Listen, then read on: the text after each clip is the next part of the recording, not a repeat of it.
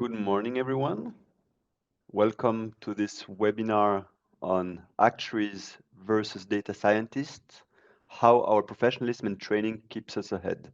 My name is Christophe Heck. I'm the chair of the AAE Professionalism Committee, and I'm also the market head, Life and Health Friends at Swiss Re.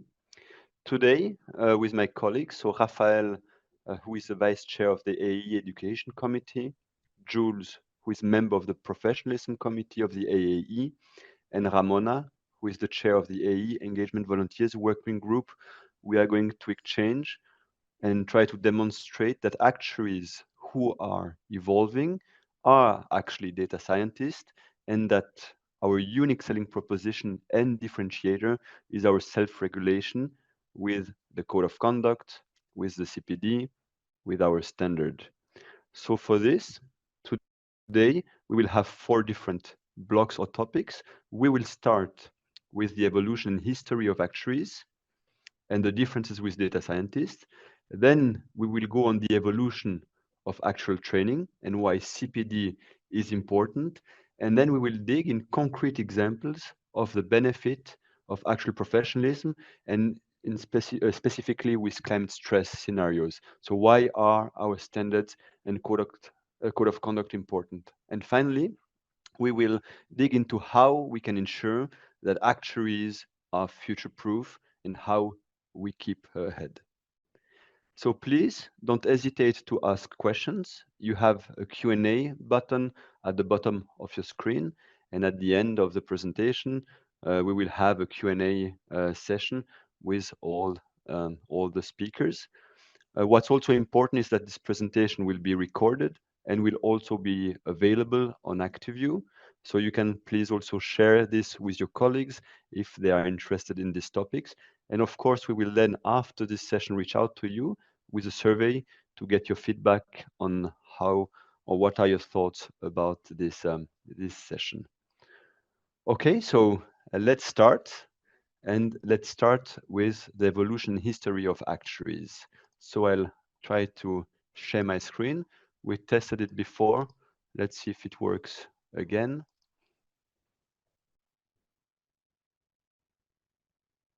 I'll just ask my colleagues, do you see my screen in presentation mode? Yes. Perfect. So let's start with the evolution of actuaries and the differences with data scientists. First, I just want to do a quick introduction of what is the Actuarial Association of Europe.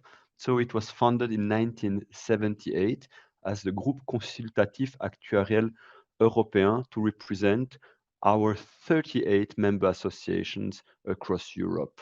So we are in 37 countries. The reason is in Spain we have the Catalonian Association and the Spanish Association. And the AE represents 29,000 actuaries across Europe. And the main goal is to advise and comment, advise European entities or like the European Union, the Commission on various actual topics. And what's important is advise always independently of industry interests. So I always like to start my presentation with a quote, and I will use today one from Sir Winston Churchill, which is, "Those that fail to learn from history are doomed to repeat it."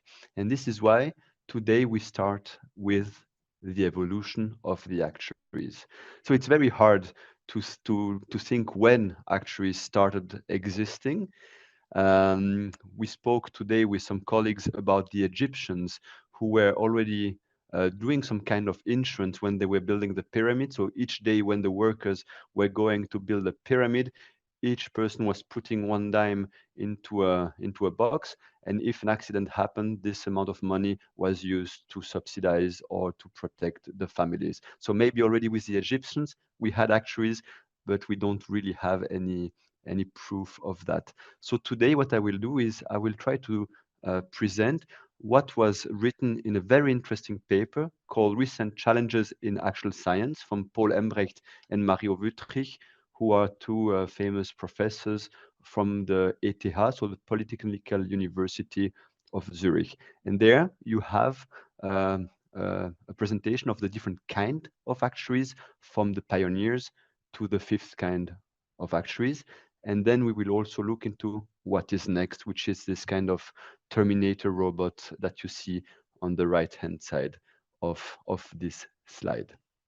So let's start with the pioneers. And I would like to give two examples. So first we have Johan de Witt, who is a Dutch person, who wrote a very interesting paper called The Worth of Life Annuities Compared to Redemption Bonds. And basically what he wrote there is the first idea or concept of a replication portfolio. This was in the 17th century, so he was born in 1625 and died in 1672. Then we have a famous Swiss theologist, physician, mathematician, Jacob Bernoulli, who wrote Ars Conjectandi, which was a first attempt on the law of large numbers. So he wrote this paper. In the end, it was his nephew Nicolaus Bernoulli who got really the law of large numbers in really explaining it. But these are really the pioneers. We could also say that John Grant, which was an Englishman, created first mortality tables when he went into cemeteries to count the number of people who died within a year to predict or to understand epidemics. So we had the pioneers. Now we go into the first kind of actuaries. And the first kind of actuaries are the deterministic modeled guide life actuary. And we can usually relate to a person, a famous person called Kramer. He's a Swedish mathematician, and he applied then what he learned in mathematics and actual science from what he learned as well while working into a life insurance company. I will not try to give the name of this company because I will just make a fool of myself because it's very complicated to speak Swedish. But basically, he brought mathematics and into deterministic life insurance. Then we have the second kind of actuaries, which is the stochastic model oriented non-life actuary. And there we can relate to another famous professor from the Polytechnical University of Zurich, Hans Bühlmann, who introduced the stochastic model approach toward non-life insurance in the 1970s. So then from the second kind, we move to the third kind, which is the asset liability management actuary. And I think this comes a bit with the creation or the use or broader use of the computers.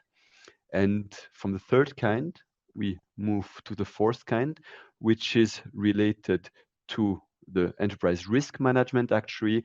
And this is very much linked to what happened with Solvency II.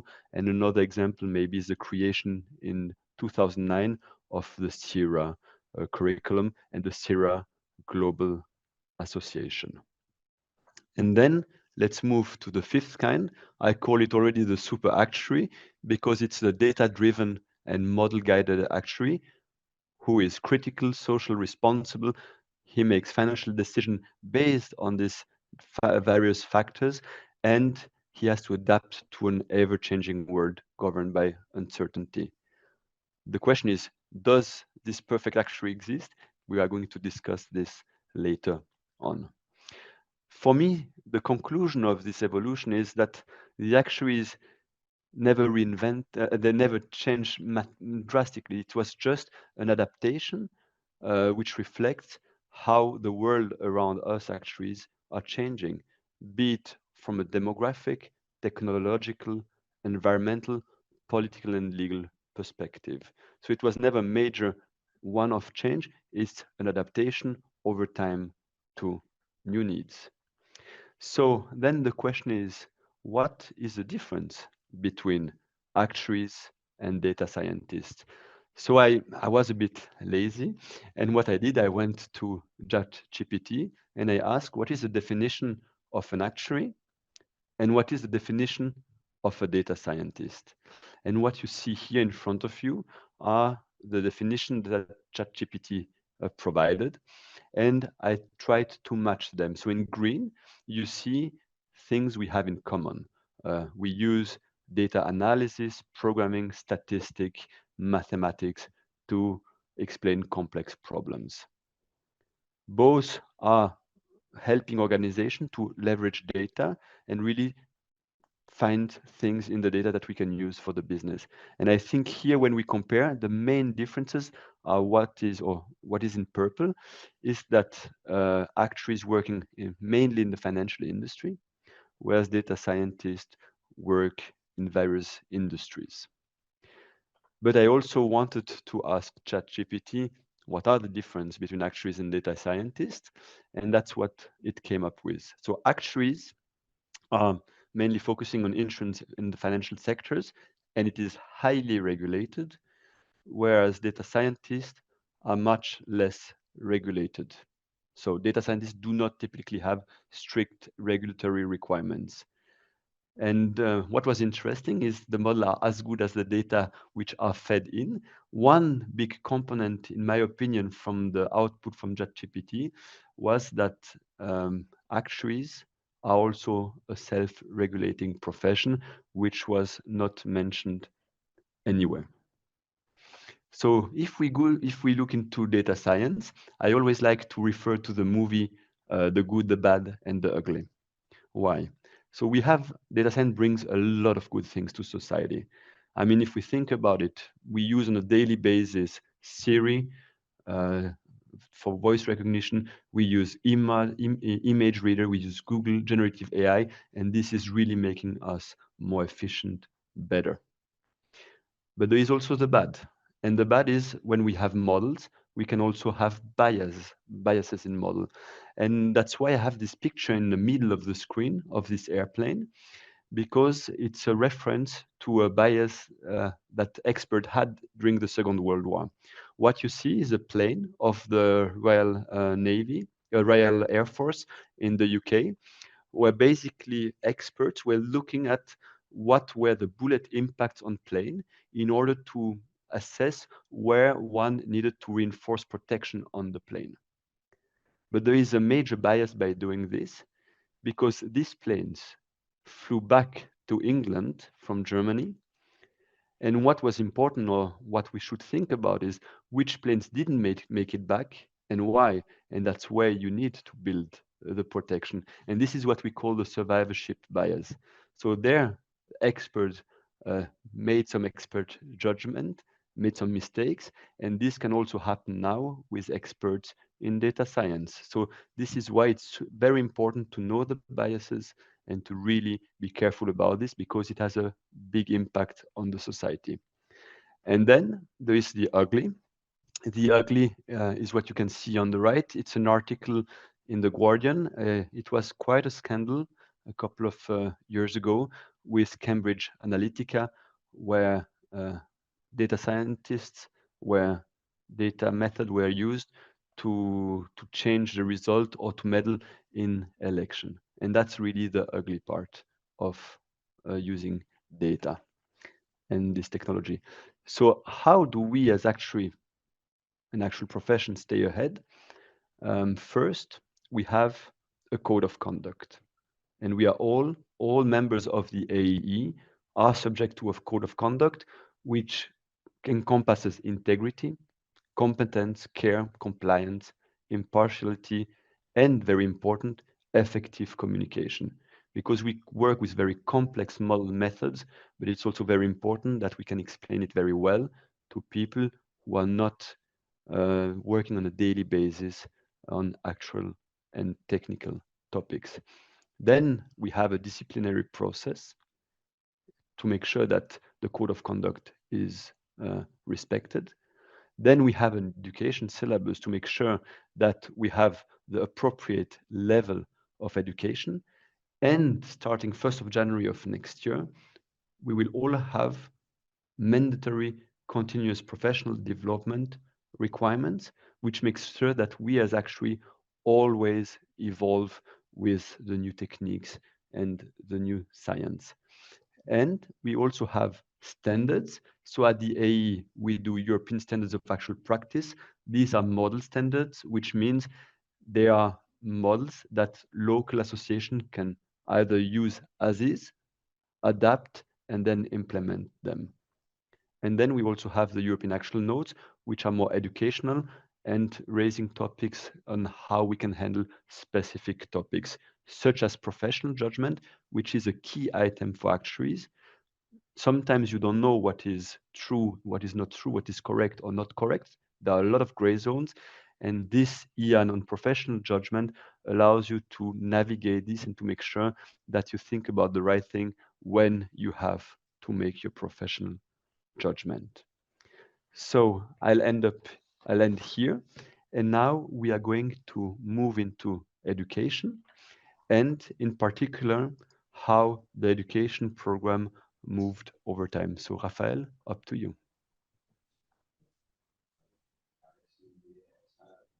Good morning to everyone. Thank you for participating. Thank you very much, Christophe, for your introduction.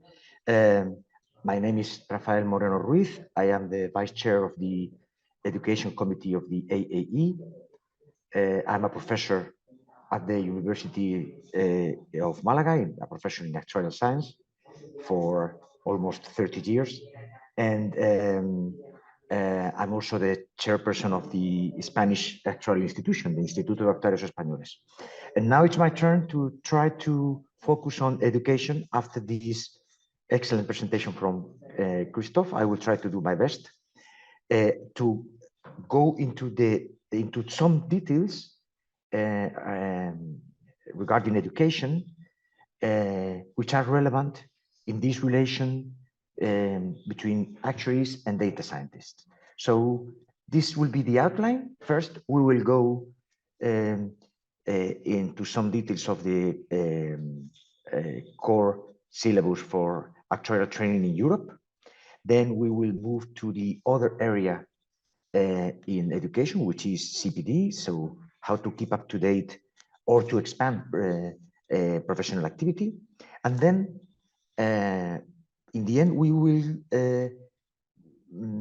launch some considerations around actuaries or actuaries as data scientists, focusing on training, on education. And this will be our conclusion. So what about the core syllabus? Oh, sorry. What about the core syllabus? The core syllabus is a basic and essential instrument for the mutual recognition agreement in the framework of the Actuarial Association of Europe. So we've had a core syllabus since 1998. Then we amended in 2002, 2005, 2011, and then the final adaptation was in 2019, which is the current syllabus. All member associations of the Actuarial Association of Europe had to implement this core syllabus by the end of 2022. And from, I would say, more than 2 years, in the Education Committee, we've been making a review, an audit process of all the different syllabus from the different associations, how they covered, how they fulfill with the requirement for the mutual recognition agreement. Then we will go for the structure of the current core syllabus. The current core syllabus includes 9 learning areas. Additionally, it includes a couple of things more that we will see in the next slide. But one of these areas is called data and systems. And this area is new in our syllabus. I think the basic idea in education is the same as Christophe was highlighting. So adaptation, evolution. Our syllabus has evolved. Let me show the next slide. This was the initial structure of the syllabus with a lot of different subjects or topics at a high level. But now we have less learning areas. Now we call it learning areas. And the process has been based on the need of pack some of the former areas, for example, life insurance, pensions, actuarial mathematics, living benefits, general insurance. Now they are included in actuarial models. This is important because many of the models, of the methodologies, are common. And then the focus is on how these methodologies can be used in a general way, and then you can apply. Some of the topics in the former core syllabus, such as, for example, communication skills or language skills, now are included in the ninth learning area, personal and actuarial professional practice, because it's relevant to consider it under this umbrella. So you can see that we have, okay, we are not seeing all the process of the different years, but if we consider the different adaptations, we can see how the syllabus has adapted to the evolution of the needs from education from actuaries, and data and systems has become a relevant area which actuaries need to have an adequate knowledge, so acquiring competencies, that means knowledge and skills. What does include more in details? Now I will go back to the first part of this slide, but what are the main topics included in data and systems? So we have data as a resource for problem solving. Problem solving is a basic element in our education, as you know. It's not only the models, but using it as a resource for problem solving. So data as a resource for problem solving, data analysis, statistical learning, professional and risk management issues, specific professional and risk management issues, and then this visualizing and reporting. What is the aim? The aim of this learning area is to enable students to apply methods from statistics or and computer science to real world data sets in order to answer business and other questions, in particular with application to questions in long and short-term insurance, social security, retirement benefits, healthcare, and investments. So again, you can see how the focusing on, okay, you learn the methods, all the different issues related with this new area, and then you learn the applications in several areas. But additional to these 9 learning areas, we have in our core syllabus, in the core syllabus in Europe, we have also the area of advanced skills. So every actuary needs to demonstrate that he or she has acquired advanced skills in one of the areas of actuarial practice. And one of these areas is specifically mentioned, data science. And then we have also a prerequisite on foundation mathematics.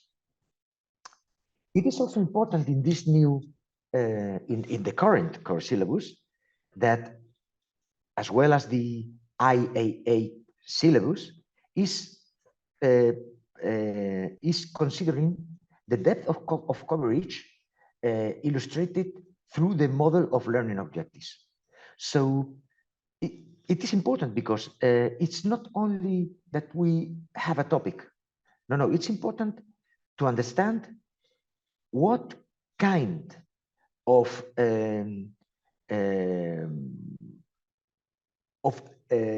skill do we expect from the actuary to be able to develop.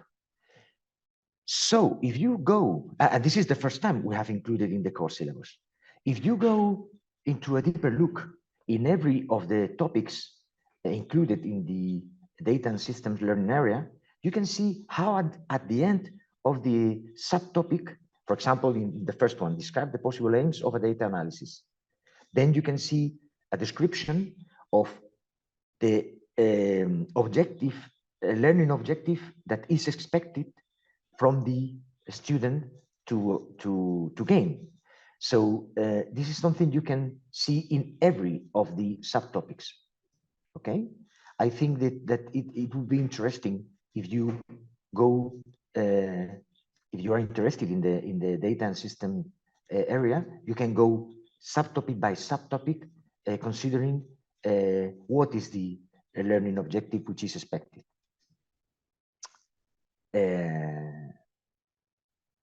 Here we can see the professional risk management issues, and then the visualizing data and reporting. And then we move to the other area in education, which is CPD, continuous professional development. For the first time, the Actuarial Association of Europe has included a requirement of CPD to take benefit from the mutual recognition agreement. That's why the Actuarial Association of Europe approved CPD guidelines, which needs to be implemented by the 1st of January of the next year, so in just 1 month. Every member association has its own CPD scheme with different characteristics, but the CPD guidelines, this CPD scheme must be consistent with the AAE CPD guidelines. The CPD guidelines from the AAE are based on principles. We have 4 principles, which you can see in the slide. So staying fit and proper and being long life employable is the basic aim and the principle itself.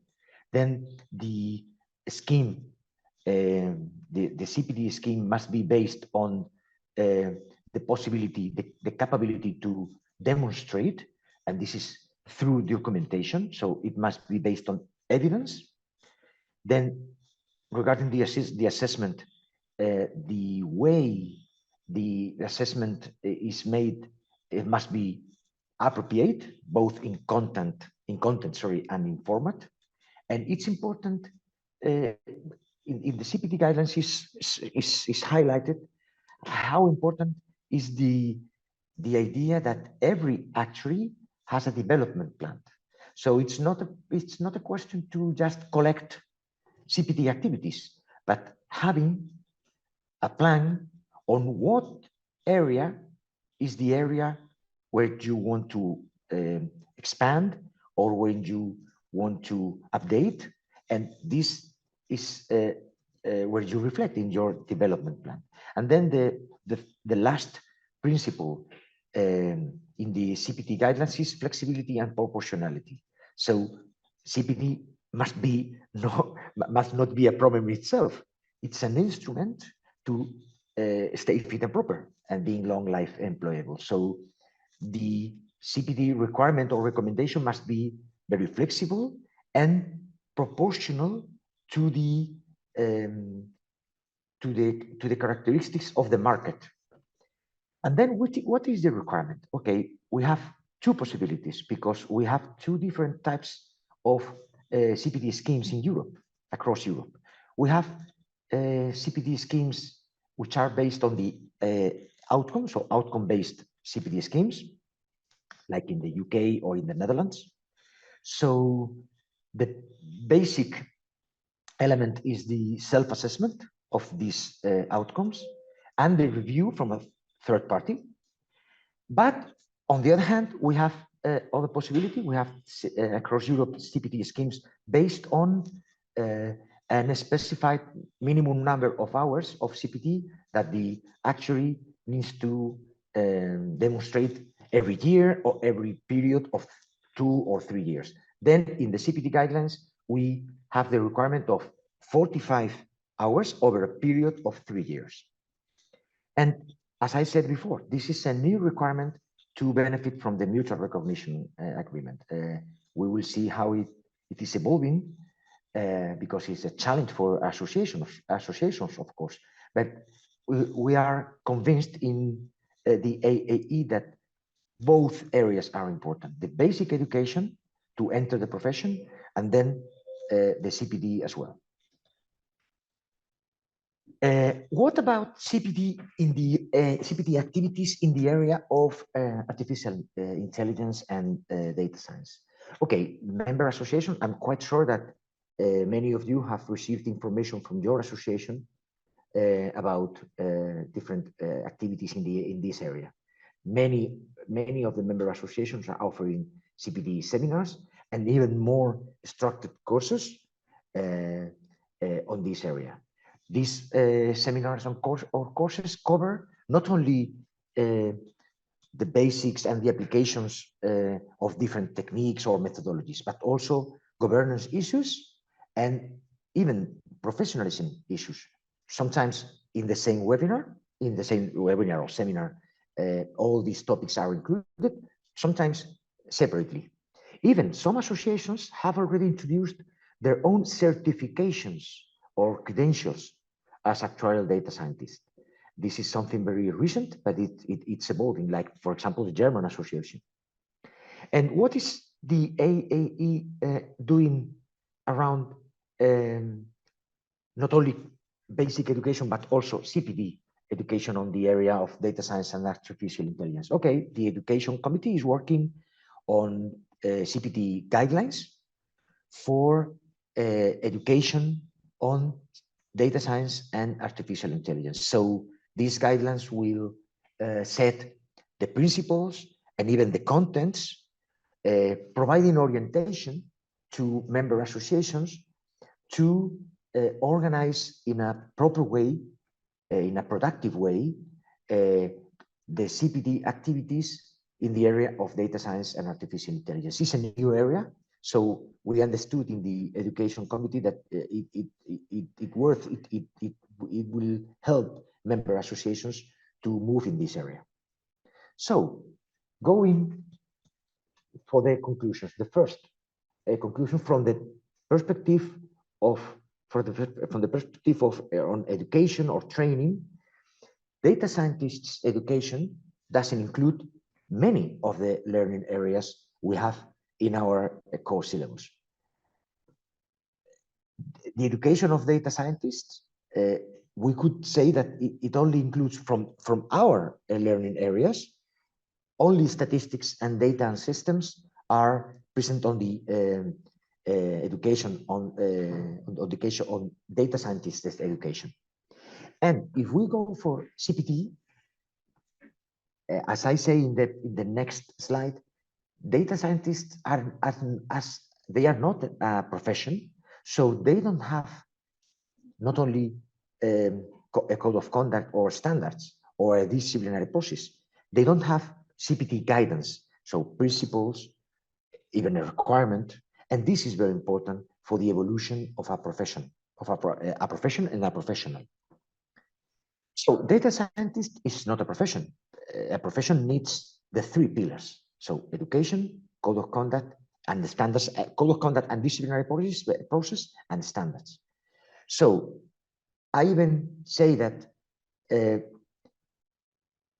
actuary is much more than a data scientist. And a data scientist cannot be considered as an actuary. It's true that more and more actuaries in their activity are performing tasks and functions, including in the area of data science and artificial intelligence. That's clear. That is happening. So many actuaries are working as data scientists, but this doesn't define what an actuary is. An actuary is much more than a data scientist.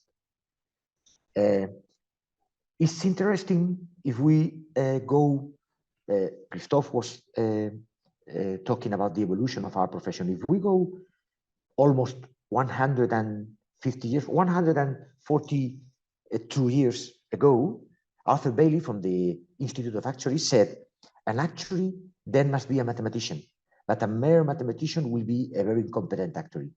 Try to substitute mathematician by data scientist, just data scientist in this phrase, and it works. And this is how I see it from the basically from the pillar of education. And this is what I wanted to share. I will be very happy to receive your questions at the end of the presentation. Thank you very much.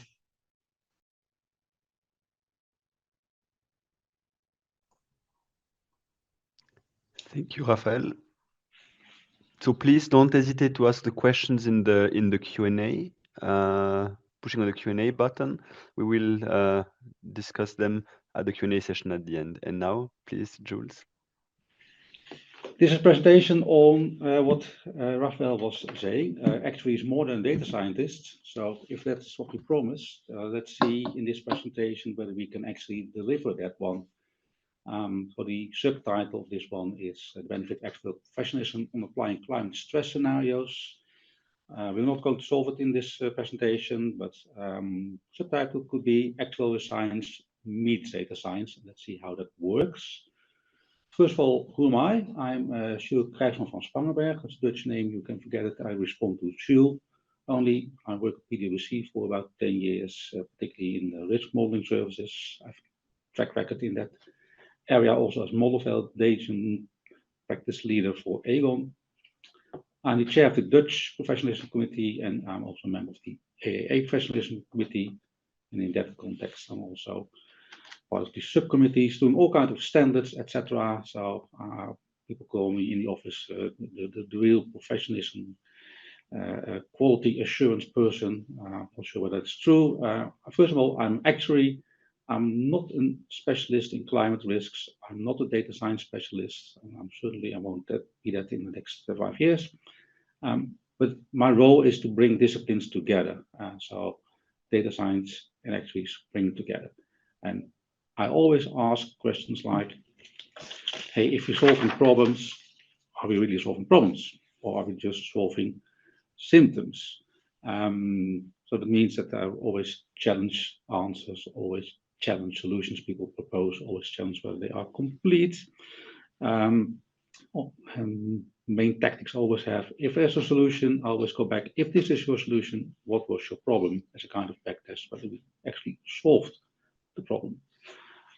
The reason why I'm in this session is that I was asked to say something about ESAP 3. That's one of those model standards Christophe mentioned already.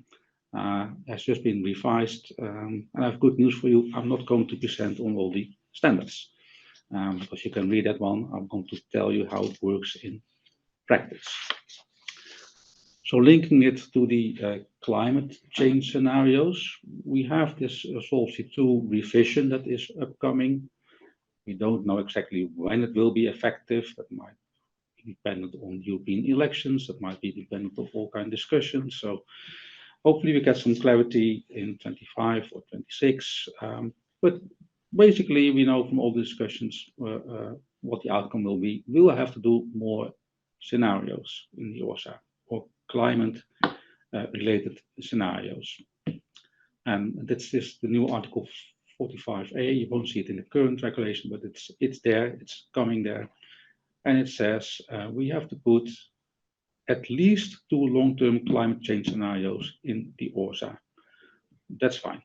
You only have to do it if you have material exposure to it as an insurance company, but simply assume that every insurance company has exposure. If not now, then it will be somewhere in the future. Although Solvency II is normally quite, let's say, principle-based, it now comes with prescribing 2 scenarios. One is a long-term scenario where the temperature increase is less than 2 degrees Celsius and where it is much more above the 2 degrees. And the 2, of course, it's well known where it's coming from. It's kind of political target or society target where we want to stay within that increase compared to compared to the old days. So this is quite nice to work on these kind of scenarios. How going to do with that then? We as actuaries have our standards. So this is about the ORSA. We have the ESAP 3 ORSA. I promise not to tell all the standards within the ESAP 3, but I'll quote some of these on the left. Actually translate what it really means, that we actuaries, if we are involved in the ORSA, because the ORSA primarily is a risk management function and not necessarily an actuarial function, but actuaries will be involved because we are good in modeling, good in understanding scenarios. So if we are involved, we have to make sure that we cover all risks in the ORSA. So that includes all kinds of physical transition risk from climate changes, whatever that means. But we will cover them, try to understand them what it means. We know that climate change is very complex and that we can do all kinds of analysis, but at the end, we don't know how the future will actually manifestate itself. The climate changes will happen, but when and how it's spread over the world, how it's spread over different sectors, we don't know. We can do projections, but we can't do real predictions. We even can't predict the weather for, let's say, next month. So that's not assuming we can do it for climate risks. The other part is that we have to inform our stakeholders on material shortcomings in the quantification of projections. Shortcomings sounds very negative, but you can also fill in its material limitations in quantifications or projections. And certainly all kinds of modeling and all kinds of data we're using to do something about climate scenarios, it has all kinds of limitations. As I said, it's difficult to project the future. It's a wide range of outcomes that is possible. It's very dependent on how the different societies, different persons, different companies will actually act, and which measures they will take, solutions they will do. So it's dealing with limitations of models, call them shortcomings that are on purpose. You can't put everything in models. So that's guidance we have from our ESAP 3 model standard. We know not all member associations will incorporate this model standard into a local standard, but we as actuaries still have this model standard where we can base our work upon. Then we have another standard. This is I call it the order. It's ESAP 1. It's general actual practice. Applies to everything we do as actuaries, irrespective of whether it's ORSA or something else. But it's going to bring us to data. If we want to bridge to data science, we have to tell something about data. And we have sufficient stuff in our standard on data. We should have or obtain sufficient knowledge and understanding of the data, which sounds obvious. But we really have to make sure that we really understand all the available data. And it's not that we have knowledge of it, but really understand what it means. It also means then to actually know whether the data is useful, whether it's representative, whether it has predictive power, etc., or whether it's biased. We'll come on that one later on. So the sufficient and reliable data. The next one is also challenge what you have to do. You get data, but is this really the data that you need, that you wanted to have, that you were looking for, or are you simply, well, give me data and I'll work with it? We actuaries are encouraged or actually obliged to go further than just using with what we get. Look for it. And we know for most projects and probably also from your studies that the most difficult part of whatever you do is finding the right data and making sure that you have access to it, so that you understand it, etc. If we have data, we also have models. We need to understand how models process input data into relevant output. That's quite a challenge, because the most focus is on the input data, but within a model, you transform data, you group it, or you filter it, or you assume that the data is stable over time. We need to understand how models do that before we can actually say something about the output. That one. Then we go to climate risk. It sounds like, okay, what is climate risk? It's quite complex. This is kind of source from the Chatham House organization. It's 2 years old, but hey, this is how, let's say, the picture of climate risk really looks like. It's not just a temperature increase. It's a lot more. In the left column, you see all kinds of let's say, symptoms of the climate changes. These are pretty serious. I'm not going to elaborate on this one, but you see, if we translate all this kind of, let's say, risks into concerns and consequences, and concerns and consequences are also a lot of risks, and that is what really needs to be, let's say, managed, not on the input side, but on the output side. What does it mean for society? If we solve our local climate risk, are we then ready, or is there still more that is of concern that can impact directly or indirectly the performance of our organizations, of our systems, etc. But this is a very good scheme, and you can probably put all kinds of additional things in it, and a lot of errors in there, and probably 2 or 3 of them will be missing. Or but this indicates how complex climate risk really is.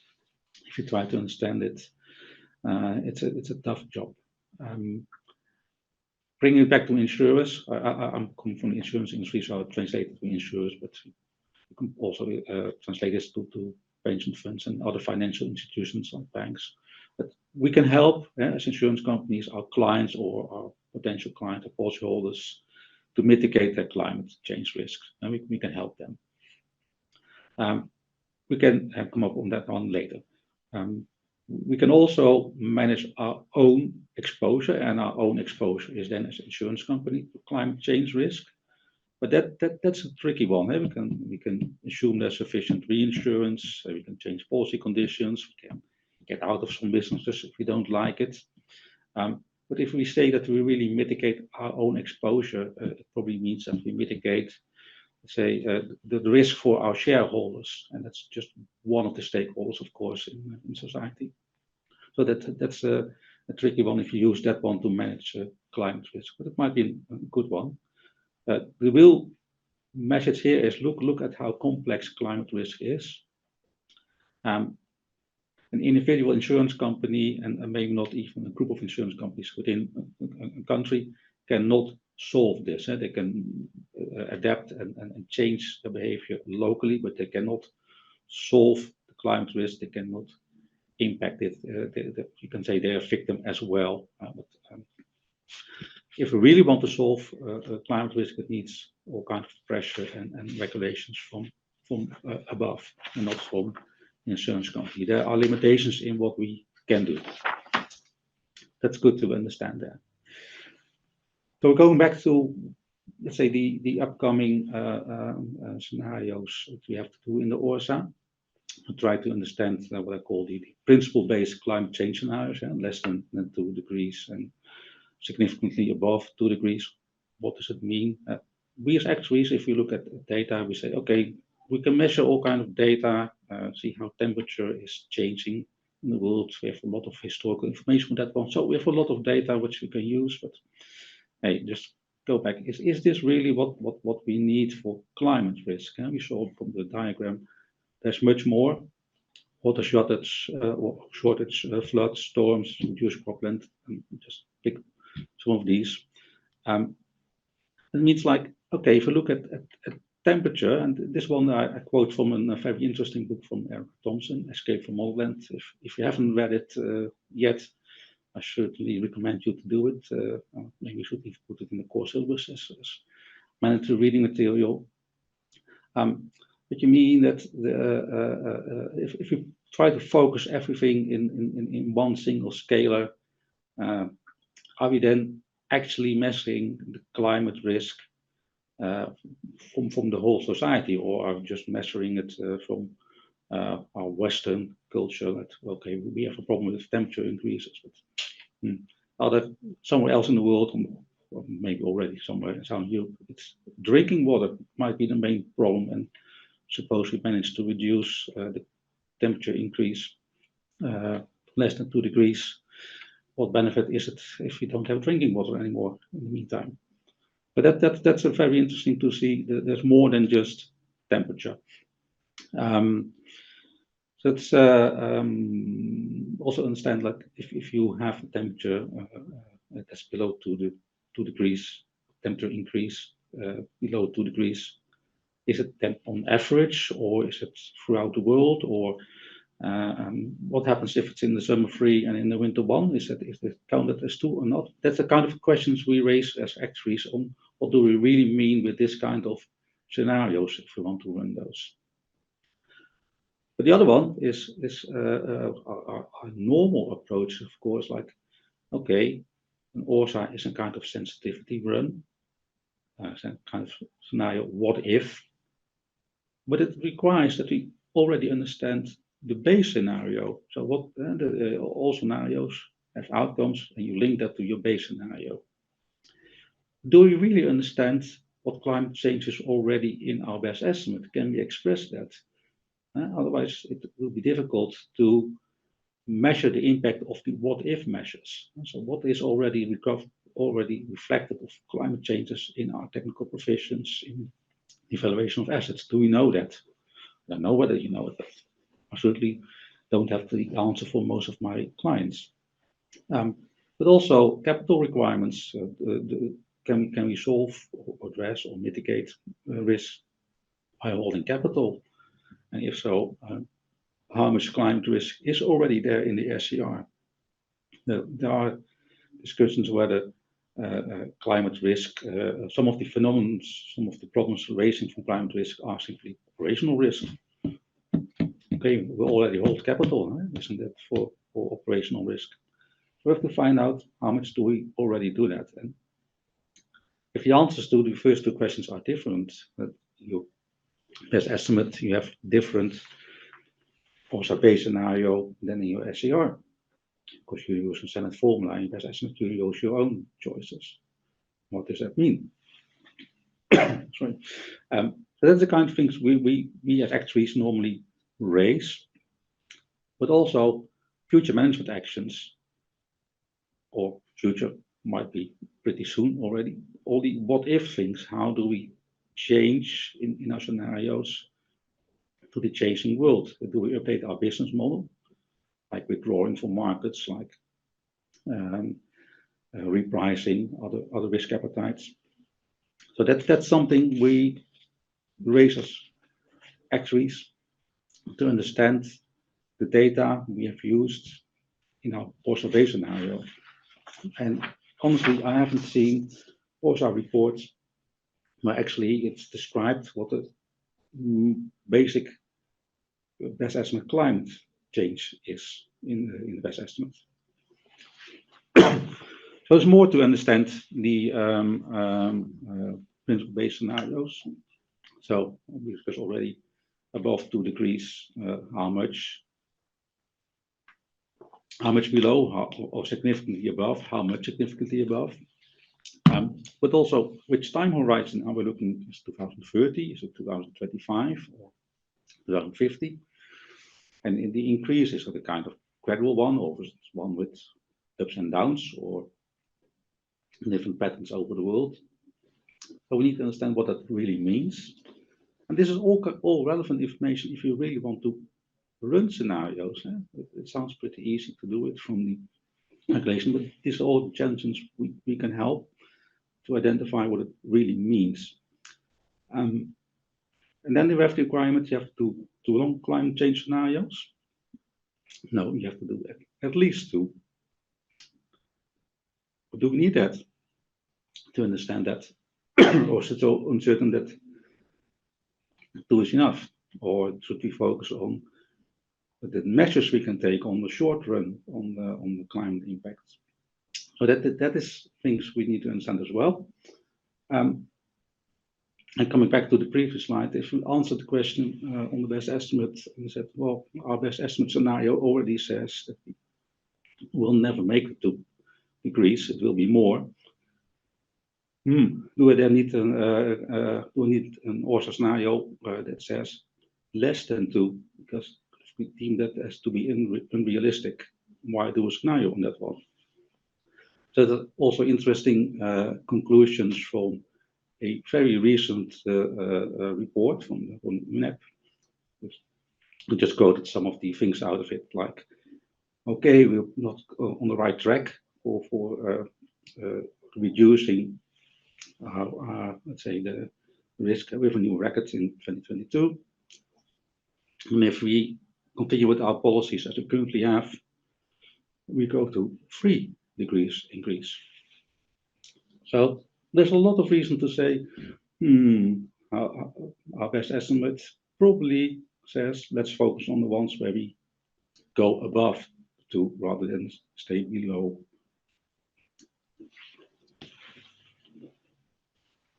This is a slide which I quite frequently use in whatever problem, on not only for climates, but this is a kind of generic one. Here at the bottom we have data requirements and data. This is where data scientists come in. But how does it really work? Do we start with data or do we start the other way around? So what we normally have is 2 processes. One is bringing the data to reports and decisions, and the other one is the other way around. What are the topics we want to decide upon? What are our reporting requirements, and how do we translate that back to what insights, analysis do we need? What information do we need, and what data do we need? So see here a clear distinction between data, information, and insight. It's different. Data is not information. Information is a layer above it. So this is quite generic. And of course, these processes need to be aligned. Going back to the question we had before, or comment we had before, we can help as insurance companies, clients to mitigate the impact of climate changes. So simply assume that we know enough about climate data, how to handle that as a technical issue. I'm not going to deal with that in the presentation. We have the skills, we actually have that. Data scientists have that. But the real challenge is the data scientists have most recent new tools. They are specialized in other areas. We actuaries are working in the real world, in the real mud of the problems. How can we combine our skills to really understand the data we want to understand? That it's not for measuring, but how can we impact the behavior of clients? What data do we have on that one?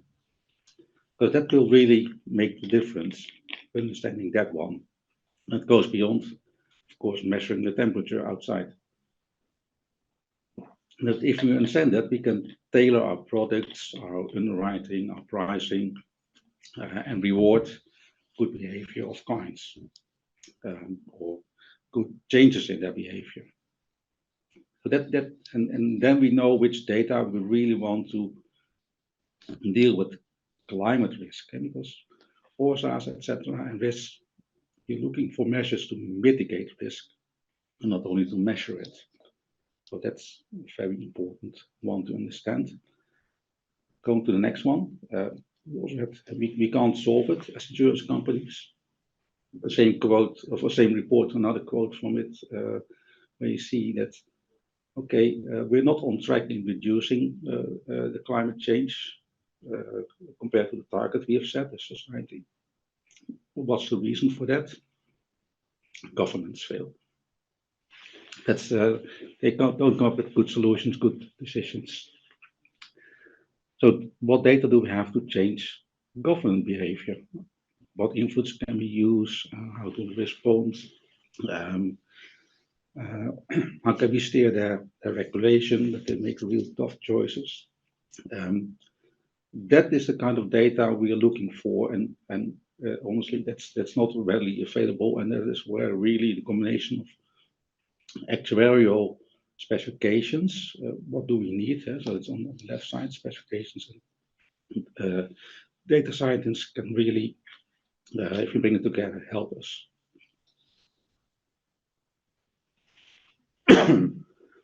Actuaries as data scientists, going back to the title of this seminar, what's the benefit of this? We are trained to match data science techniques to real-world questions. We have sufficient training in data, and we have real questions, so not questions simply to apply techniques, but to apply to questions we want to solve, and we understand the questions. We also understand that, for example, setting the 2 degrees increase as a target has a lot of risks in it. If we change our risk appetite to match that increase rather than stay far below it.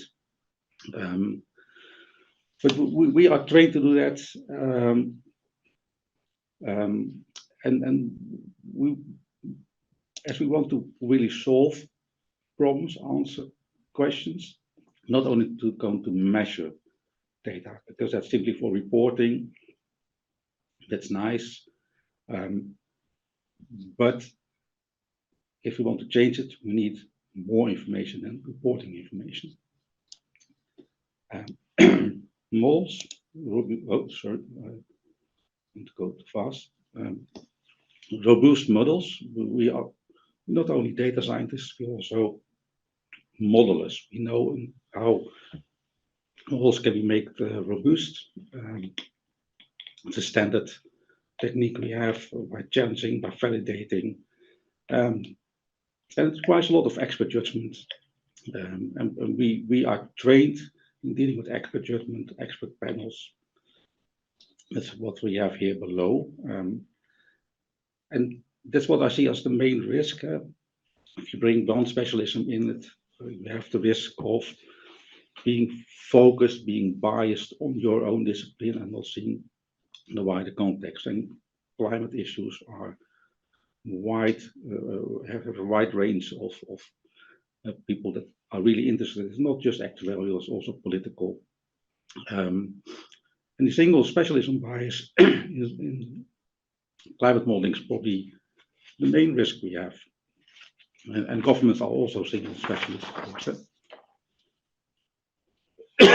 So bringing it to the end, and please share all your questions in the Q&A, so we can tackle it later on, because I assume there are a lot of questions in this one. We have a vision as AAE. You probably all know this one, but it says that we are professional advisors in financial services. Those get impacted by climate changes. In risk management, those get impacted by climate changes. In social protection, same. But the main one, we contribute to the well-being of society. And that is where our main impact for climate change really can happen. And that's where I want to stop this presentation, also because I'm losing my voice, as you can hear. Thank you. Good, thank you. Well, good morning all, and thank you, Jules, for your presentation. And I suppose I'm going to speak to how we might future-proof our profession. But before I start, just a reminder, if you have any questions in the previous sessions, please use the Q&A functionality as was mentioned. So for those of you who don't know me, my name is Ramona Dolan, and I'm Head of Professional Affairs with the Society of Actuaries in Ireland. So I've been working with the Society for almost 2 years now, and prior to that, my background was as a life insurance actuary, working predominantly as a consultant with Milliman. So within the AAE, I'm a member of both the Education Committee and the Professionalism Committee. And as was mentioned, I'm currently also the chair of a task force exploring ways to encourage volunteer participation in AAE activities. So not being one to miss an opportunity, I'd just like to take a second just to encourage you all to consider getting involved in the AAE's work whenever the time is right for you. So back to the matter in hand. Okay, as I mentioned, I am an employee of the Society of Actuaries in Ireland, but any views expressed in this presentation are my own and not necessarily those of the Society of Actuaries. Okay, so just to start, what are the unique selling points of the actuarial profession? Well, as Rafael demonstrated earlier, we have a very well-developed education system providing a wide range of technical knowledge. However, the technical knowledge is just the foundation stone from which a good actuary emerges. And as Jules demonstrated, problem-solving skills, ability to provide insightful analysis, ability to communicate results, etc., are also vital components. And this is something that I learned early in my career myself when I was working as an actuarial trainee. I recall a particular week where I was working away diligently, focusing on getting reserves calculated for a client. And by the end of the week, I was very happy with myself as I had the final number. We had performed all the required checks. So I was very pleased with myself when I sent off the final figure to the client. But very soon thereafter, my boss came over to explain to me that what I had just done could have been done by a lot of other people. What the client was looking for from us was the story around that figure. So how did it compare to last time? What were the key drivers? What messages should they take from it? What actions, if any, should they do as a result of it? So basically, my boss's message to me was, we're more than just the numbers. And I would agree with that. So to my mind, at least, it's our combination of our technical and our non-technical skills that makes us valuable to employers. And the balance required between the two, it varies, depends on the role we're doing and as we move through our career. And we might expect that as we progress, the balance will move more towards the strategic decision-making skills rather than being heavily technical. So how do we demonstrate our skill set and our suitability or fitness for particular roles? Well, one tool that's currently being used by some associations and other professional bodies is a competency framework. So a competency is a knowledge, skill, ability, or behavioral characteristic associated with a specific profession. And then the framework is basically just a collection of the key competencies that the profession draws on. So generally, there's three primary uses for a competency framework. So the first is to promote the profession to external stakeholders. So this can range simply from being used as a promotional tool to encourage new entrants to the profession, for example, by using the key competencies in marketing material, or by including case study examples illustrating actuaries demonstrating these skills, or it can be right through to demonstrating our skill sets to employers or regulators. The second purpose is to support members in their assessment of their fitness for either a current role or a future role that they would like to move to. So it's used to identify any training needs that they need to address. And then finally, once we've defined what the key competencies are, it's important to ensure that there are sufficient opportunities available for members to develop in those areas. So clearly, a number of the competencies that we rely on are taught through the education system itself. But as was mentioned, things evolve over time, and it's important to ensure that we stay on top of emerging developments. And so that's where our CPD schemes become very important. So, for example, the AAE is currently working on CPD guidelines around data science and AI, as Rafael mentioned, and we're also developing a paper on what an actuary should know about AI, which will be published in January.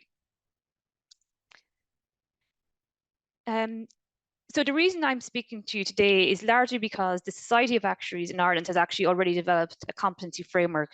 So I'm just going to speak to our experience of that. So the competency framework, it was a key objective from our 2017 to 2020 strategy plan. And if I'm honest, the reality is it took the best part of the 3 years to develop this. So it was intended to be suitable for use by all members of the society, from actuarial trainees, which in Ireland are university graduates, right through to experienced professionals and regulated roles. And it was also intended to be used from traditional industry sectors, pensions, insurance, etc., right through to the wider fields in areas such as banking, aviation, finance, etc. There's no obligation on members to use it. It's there solely as a tool for them to look at where development might be needed, but it was intended that the society itself would use it as a promotional tool. Okay, so what is it? So the competency framework, I'll look at it in more detail, but at a high level, it's a collection of what we consider to be the key competencies that actuaries draw on in their career. So under our framework, there are 15 competencies grouped into 3 different categories. So knowledge, skills, and attributes. So you can argue if 15 is the correct number, and there was a lot of debate about what should be in and whether it's covered elsewhere, etc. But actuaries tend to like uniformity. So where we landed was 3 groups with 5 in each group. For each competency, there's an indication of the appropriate capabilities and behaviors across 3 levels: core, expert, and master. So again, you can argue about whether core, expert, and master is the correct terminology, but the point is that there are levels to represent increasing level of ability. So as I mentioned, some competencies will be more relevant at different stages of your career than others, but we would expect actuaries that all actuaries are drawing on these competencies to some extent. And as I mentioned, from the individual's viewpoint, the intention was that they perform a self-assessment of their current competencies versus where they need to be. Okay, so in order to develop the framework, we set up a task force of volunteers from society. And they started by analysing job specifications for various roles that actuaries would apply for. Many of these job specifications would already clearly state the competencies needed. We also then looked at various actuarial frameworks out there. So for example, as I mentioned, the education system is clearly the foundation to our skill set. So it was obviously important to first determine the competencies that are being developed there. So we looked at the IAA education syllabus and the AAE education syllabus. And we also looked at the competency frameworks that some other actuarial associations already have in place, such as the Casualty Actuarial Society in the US and the Actuaries Institute in Australia. And we also examined what the Institute and Faculty of Actuaries were doing in relation to their personal and professional development program. We also looked at the competency framework of other professions, in particular accountancy and the legal profession, because clearly there's always the possibility of learning from what others are doing. And then finally, we consulted with our members to determine if they considered that our draft set of competencies were representative of what they considered to be the key competencies. So, as I mentioned, the competencies are grouped into 3 categories, so we'll take a closer look at each category. So in relation to knowledge, we considered that the 5 key competencies in this area were a knowledge of industry issues, regulatory matters, actuarial standards, functional expertise, and commercial awareness. So just to comment on a couple of these, so previous presenters highlighted that a key strength or a key differentiator for our profession is that our work is subject to actuarial standards. So this being the case, it's obviously then essential that members are aware of and are complying with these standards. And then commercial awareness, we'll consider also a very important competency. It's important to have a comprehensive understanding of who the key stakeholders are, their objectives and expectations, and the criteria by which each of these measures success. So turning now to look at just one of the competencies under knowledge, so just to see the capabilities and behaviours expected at the different levels. So if we take industry issues as an example, we have defined that as recognising and exploring the existing and emerging issues facing both the wider industry and within the specific markets or segments. So if we look at the different levels, at the core level, we determined that it's sufficient for the individual to have an awareness of the hot topics within that industry. But at the master level, the individual will be expected to be actively involved in emerging developments so that they're providing the thought leadership on the likely impact of those developments. So the second category of competencies is skills. So you'll recognize that the competencies listed here, so data analysis, modeling, solution design, communication, risk management, they are all covered to some degree in the education system. But as I mentioned previously, we need to ensure that there are sufficient CPD opportunities to learn about new and evolving techniques under each of these categories. Okay. In relation to a specific competency under skills, so if we look at modelling, we define it as the replication and forecasting of outcomes by applying quantitative techniques to the relevant data using appropriate assumptions. So at the core level, the starter level as such, it's very much about the doing and validation around the model, whereas the master is expected to present the key assumptions and results from a complex model in a comprehensive and accessible format. So it's back to that point that I made at the start, that we're more than just the numbers. And as we progress, we would be expected to be honing those communication and delivery skills. The final category was attributes. Just to mention a couple of those there, so accountability, clearly important.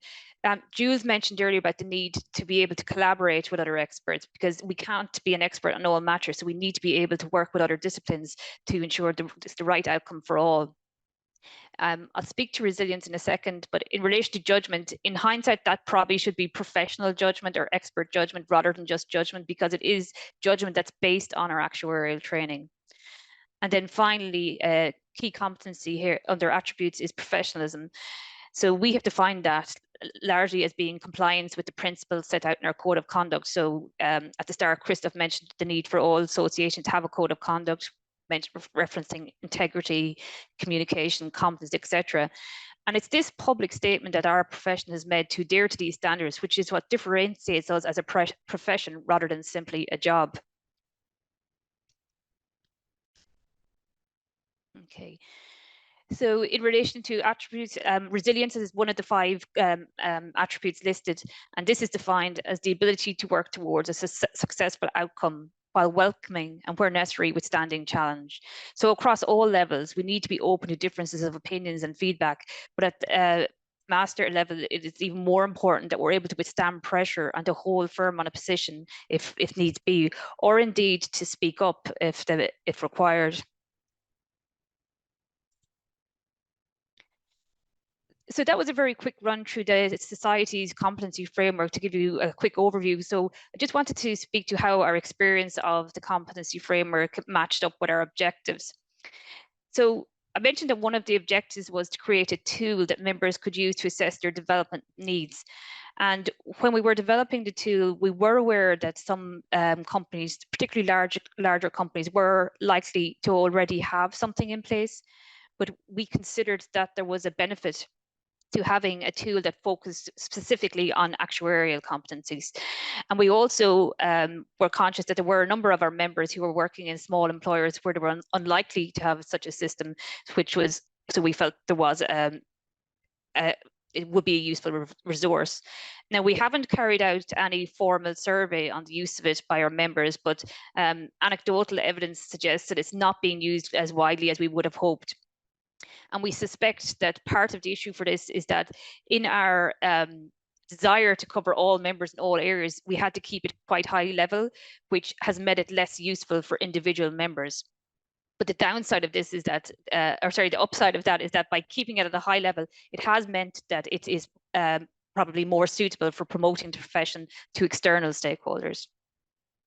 I think if we were to develop it further, we would probably look to make it some competency frameworks specific to roles. So, for example, the IFOA have done this in relation to their practicing certificates, where they have a specific competency framework for chief actuary or scheme actuary. So I think a next step for us would be to look at whether we want to follow a similar route for specific roles. In relation to promoting the profession, I certainly think that there is potential for this to be used more by us. A key focus of our strategy over the next 3 years is the branding and promotion of the profession. And this is something that came through strongly from our members, that they want to see greater promotion of our skill set, etc. So we will be drawing on the competency framework as part of that work. In relation to the provision of CPD events and ensuring that the competencies are covered, when we looked at the CPD events that we've had over the last year, it has covered a large number of the competencies, but this, if I'm honest, was probably more by accident than design. So we will need to have a more structured process in place to ensure that we are picking up on all the various competencies.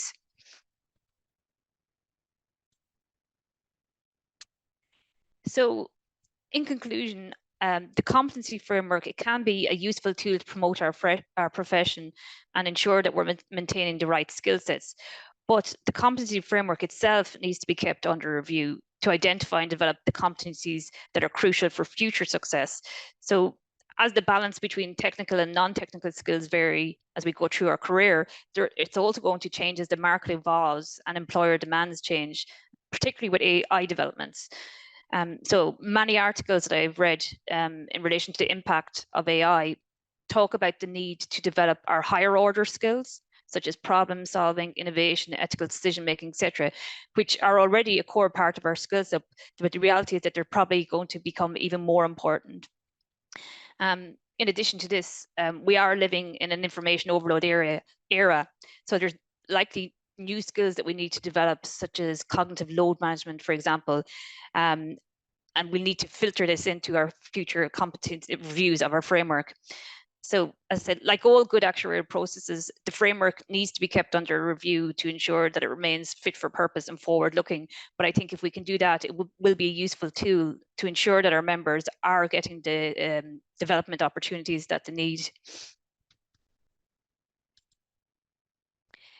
So as I mentioned, there are some other actuarial associations who have developed competency frameworks. So I've just listed a couple there if there's anybody who is interested in reading up more on it. And the slides are going to be available after the presentation, so you will be able to access those. So thank you very much, and please feel free to add any questions to the Q&A. And I'll hand back to Christophe. Thank you. Thank you very much, Ramona. Thank you very much to all the presenters for the great presentation. Thank you, Rafael, Jules, and Ramona. So as Ramona mentioned, this is all recorded. The presentation will be available on ActiveView. ActiveView, it's a service which is provided by the AAE to all members. So really go on this platform. It's very helpful also for the CPD. And today, what we looked at is how the actual profession evolved, how we will evolve in the future, how to use our skill set, for example, in the context of the climate stress test. And in the end, we demonstrated how we can remain fit in the context of being fit and proper, and demonstrate it to the regulators, for example. So please don't hesitate to ask a question in the Q&A section. You have a button in the bottom. We will address the couple of questions that we have. So the first one I have is for you, Rafael. Is the core syllabus available in the member area of the AE? And maybe can you provide a bit more context on what is the difference between a local education syllabus and the minimum education syllabus requirement of the AE? Okay, thank you. Thank you, Christophe, and thank you for the questions. Yes, the core syllabus is available on the website. Even if you go into Google and you, in the browser, you write core syllabus AAE, you will find the link to go directly to the, so it's not only for members, it's open. But maybe we need to make it more clear in the website. So, but you can find, trying to looking for it in the Google, then it's easy to find. And then the question about the relation between local, so the syllabus from every association, and then the core syllabus from the AAE. Okay, in Europe you have one core syllabus. What we do have is different ways to fulfill this core syllabus. So in Europe we have associations, countries and associations where the system is examinations organized by the own association, fulfilling this core syllabus, or we have systems where the education is provided by universities, or we have different combinations. But anyway, the core syllabus is the same. So what happens is that there is no obligation to have, for example, if you go to a master degree offered by one university in Europe, in any country, you will find that the different learning areas are covered, but not necessarily with subjects or courses with the same names. You need, so this is a work that must be done by the association, and then we check it at the education committee that the different learning objectives are covered, but not necessarily packed at the same way that we have in the core syllabus. So even some of the learning objectives can be covered in a transversal way. For example, data and systems.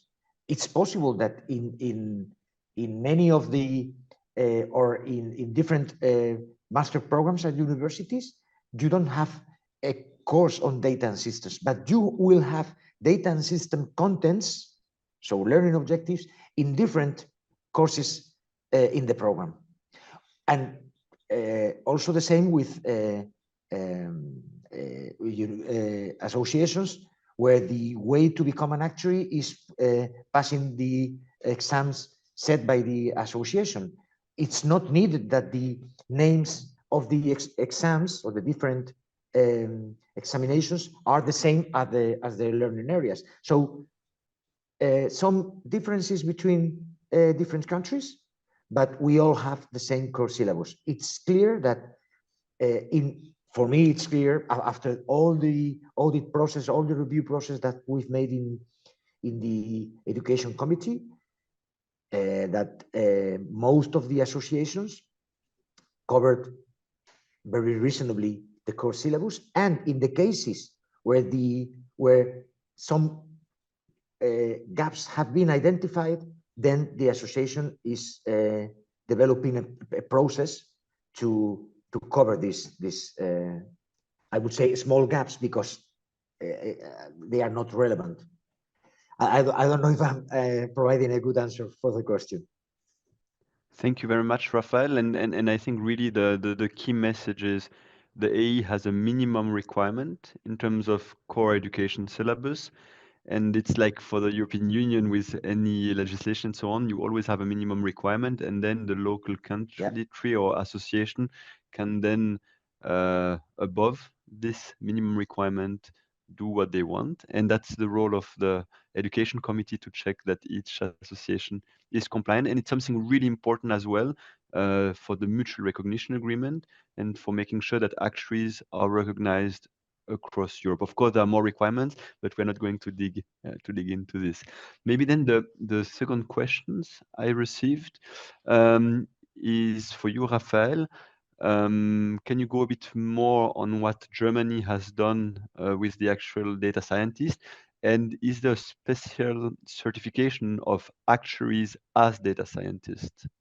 Yeah, I don't have very detailed information on that, but yes, I was referring to this credential or certification that the German association, the DAV, set, I think, a couple of years ago, started with this credential.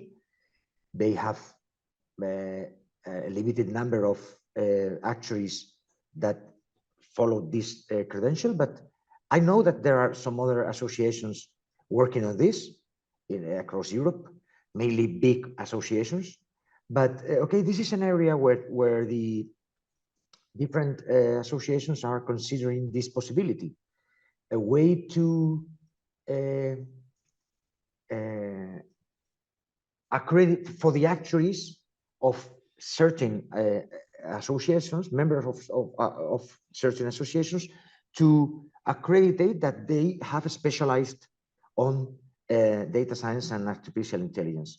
It's starting, but maybe it will be something that we will see in more and more member associations. It's true that depending on each country, there are countries where they are more used to this kind of credentials, and other countries where these credentials are not so common, like in Spain, for example. We are not so used to these specific credentials, but it's a tendency we are seeing.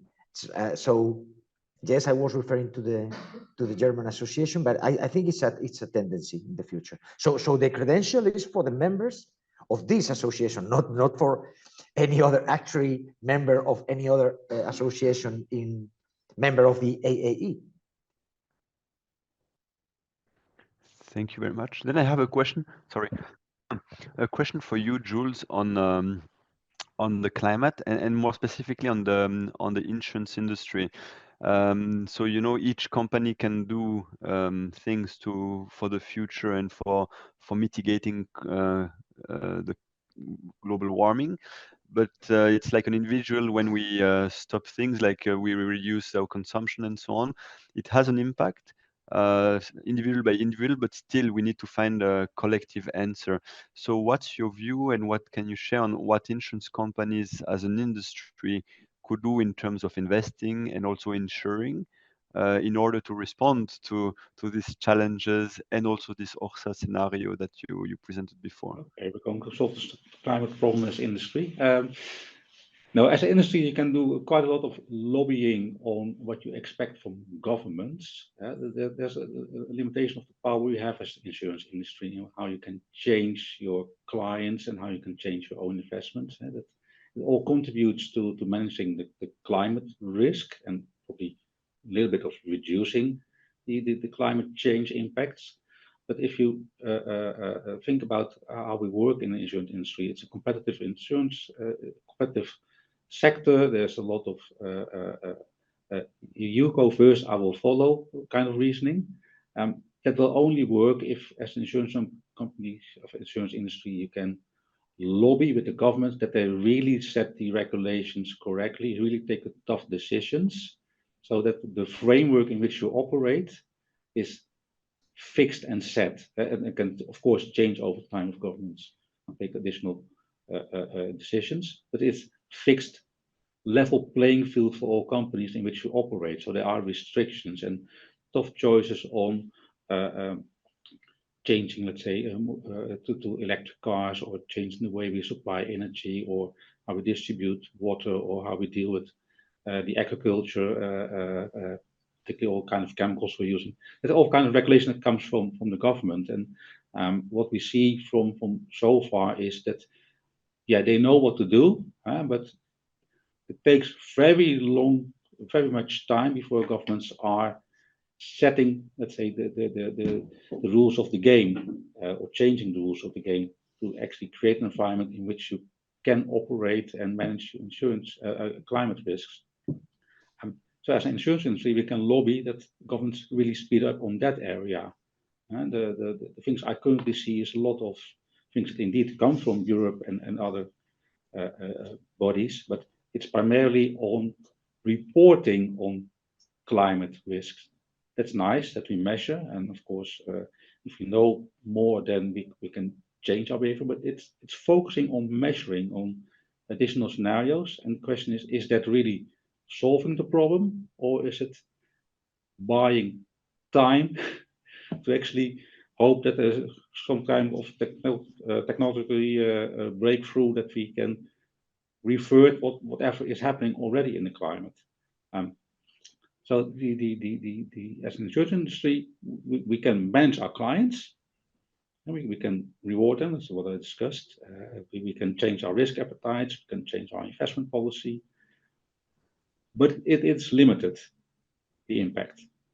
The real impact will come from governments, that they set the rules equally for all players. And I'm not talking about insurance, but it applies to the full financial industry, of course, and every area where actuaries can help. And what we can do as actuaries is say, okay, the scenarios we're developing, we can focus on temperature increase, but we can also focus on, okay, there's a scenario in which governments set the rules very clearly now versus they take another 5 years.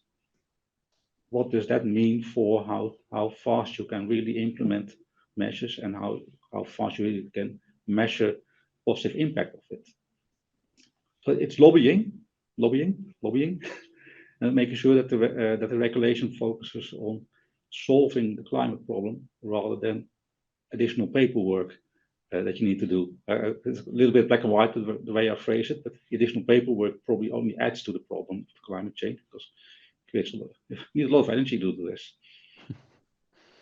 Hopefully that's the answer. Yeah, I think it's a very good answer, and a very long answer. Now we have a question for Ramona on competency.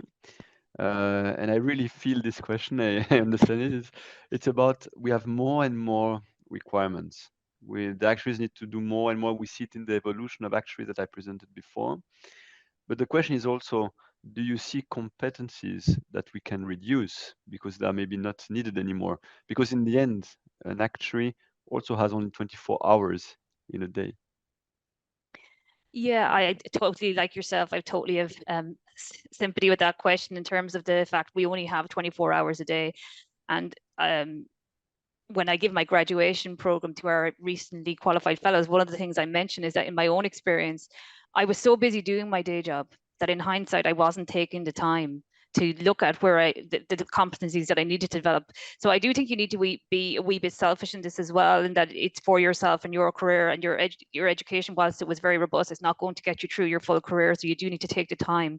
In relation to what can we reduce, as I said, mentioned in the presentation, I think the balance and the requirement for each competency will change throughout your career and over time. So as I mentioned, the amount of time that we now spend producing figures is a lot less than it was before.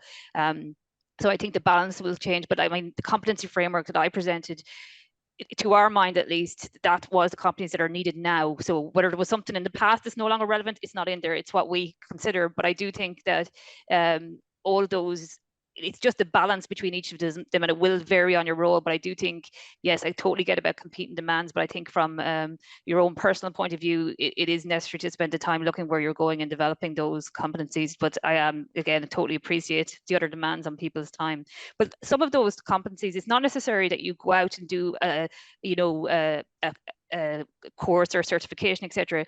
A lot of those skills can be developed within the workplace. So it's about looking for those opportunities within your workplace as well to develop those competencies in areas where you know you're lacking, and you know, to actively be seeking opportunities to get experience in those areas. So I suppose the short answer is I don't think you can particularly reduce them, but there's ways to address them, and you need to focus on which are the ones that you need to develop and that are more important going forward for yourself. Thank you. And now we have a question from Gianpaolo, and I think it's for you, Rafael. It's about data. So we have a lot of data, but what's really complex is it's to get qualitative data, so data of quality. And maybe the question is, in terms of the general education framework, are we already there in what we can learn to transform data into qualitative data, or is there still some room for improvement in our education as actuaries? Good and complex question from from Gianpaolo. Thank you, Gianpaolo. Okay, I think that the core syllabus is something which is alive. So in the next future, we will need to make a review. And for sure, this area of data and systems, data and methodologies, will be one of the areas which will need to be, I wouldn't say expand, but to evolve, because it's a specific area where things are evolving very quickly. So I think that this will be one of the areas where we will need to work more to try to adapt our skill set to the evolution of the technologies, of the real problems we are facing. And this question on qualitative data is one of these. I'm not a specialist on that, so I can't say exactly what would be the evolution, but from the point of view of the Education Committee and the AAE in general, it will be an area where we will be, or we will need to work. And it will be in the next future, because we will need to make a review, because I insist, it's something alive. We will need to keep it completely updated. So I don't know if this answer is good for Gianpaolo. I hope so. I'm sure he will be happy with the answer, and we'll take it up with you after the webinar. And I have a last question for you, Rafael. I think it's from one of your compatriots from Spain.